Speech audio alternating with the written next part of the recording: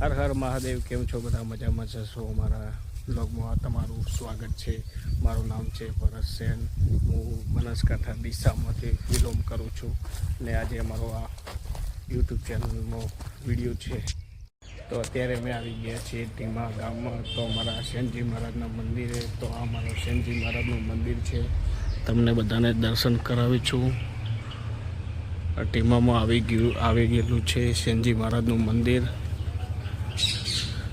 તો અમારા સેનજી મહારાજ અમારા ગુરુ, એમના દર્શન કરાવવું તો મને બધાને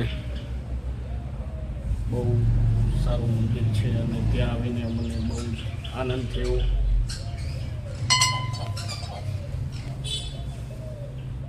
તો અત્યારે અમે આવી ગયા છીએ ટીમા તરણેતરના ભગવાન દ્વારિકાવાળાના નાથમાં. તો આ છે ભગવાન શ્રી તરણેતર મહારાજનું મંદિર છે. તો અત્યારે તમે દર્શન કરી રહું છું. બહુ વિશાળ સારું મંદિર. તો અત્યારે અમે આવી ગયા છીએ તરણેતર ભગવાનનું મંદિરે. બહુ જ વર્ષો જૂનું મંદિર છે અને કેટલાય વર્ષો વધી ગયા મંદિરને.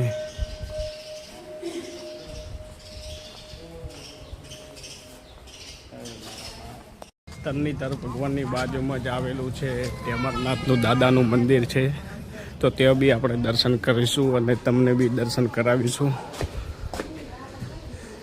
જય ઢેમરનાથ.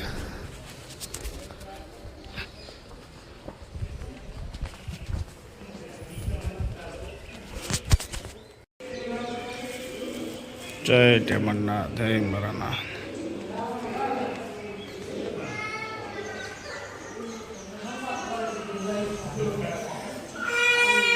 અમરનાથના દર્શન કરીને હવે પાછા જઈશું મારા મામાના ઘરે.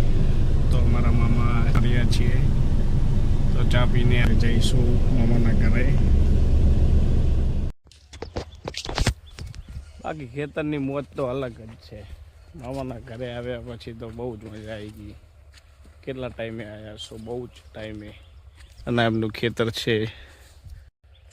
તે અમરનાથના દર્શન કરીને પાછા આવી ગયા છે મામાના ઘરે. આ મામાનું ખેતર છે અને સામે સનસેટ થયેલું છે.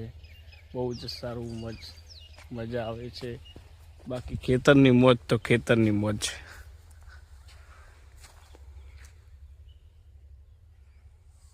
તે અમરનાથના દર્શન કરીને પાછા આવી ગયા છે અમારા મામાના ખેતરે. બાકી ખેતરની મોજ તો અલગ જ છે. સામે સનસેટ થયેલું છે. બહુ જ નજારો સારો લાગે છે. નવાયેલું છે જીરું અને સામની બાજુ આવેલું છે ઘઉં અને સામે છે એરંડા. ખેતરની મોજ તો આખી અલગ જ છે. ખેતર તો ખેતર છે ને ગામડું તો ગામડું છે. ગામડા જેવી જીવન વાત જ છોડી મેલો.